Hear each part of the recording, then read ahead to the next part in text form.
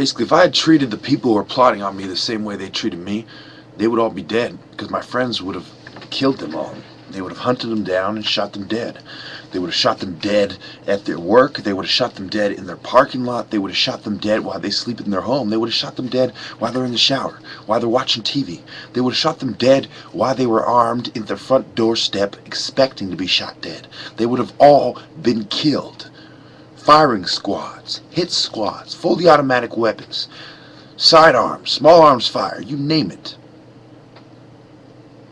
But I didn't treat them that way because I'm a Christian and I believe in the righteous indignation, not in the venomous rage. So why did they continually plot on me all throughout my life?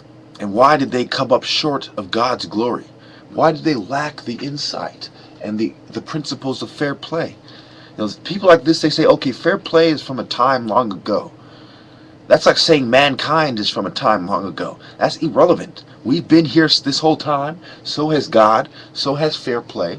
And so has the devil. And so has his little potions and tricks. What is sorcery?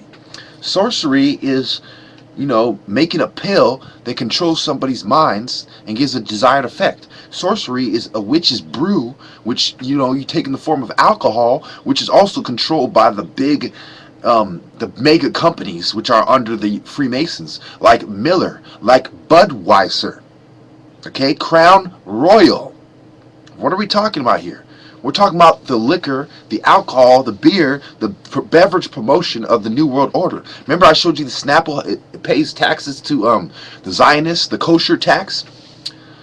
And remember I showed you how the conglomerates and the Vatican and the police, law enforcement agencies, and the Masonic lodges, and the different groups of the world all collaborate to control the population, to create a sentiment into society, a desired sentiment for the time, a temporary sentiment, a temporary trend, a fad. Okay, they create the trends and the fads, and they understand how long they want these things to be around, and it always serves their purpose. For example, the trend of, or rather the fad of this Kony 2012 is being pushed by Puff Daddy, Rihanna, a bunch of Freemasons on record, a bunch of people who bootlick to the white elite on record, a bunch of phony black civil rights leaders on record. They're the ones pushing it.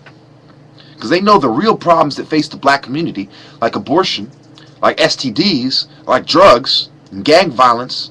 The real problems that face the black community, they're not going to address. The real regimes that are a threat to black people all over the world, they're not going to address. The House of Fulanis, the houses in Niger, okay, the Tuareg rebels.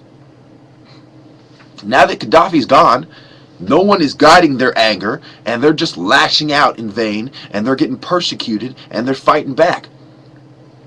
Okay, the Libyan Al-Qaeda rebels, Al-Qaeda in Egypt, Al-Qaeda all over the fucking place. Algeria, the Al-Qaeda explosions. It is the Muslims who have to be searched for. You should put that money into finding terrorist Muslim leaders, not one Christian guy who is caused less casualties than half these Muslim dictators in 1 year over 26 fucking years. 26 years. Some of the people watching my video aren't even 26 years old.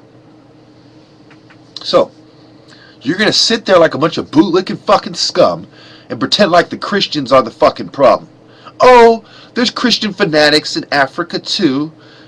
Let's forget the whole fact that the whole reason they were created because they were a marginalized minority. Do you understand the difference between the black meek Christian and the Muslim fucking expansion that has to do with Gog and Magog and the Ishmaelites and the expansion of the caravans of the powerful Muslim sheiks and Saudi Arabian kings? You don't understand the difference. The black Christians have nobody.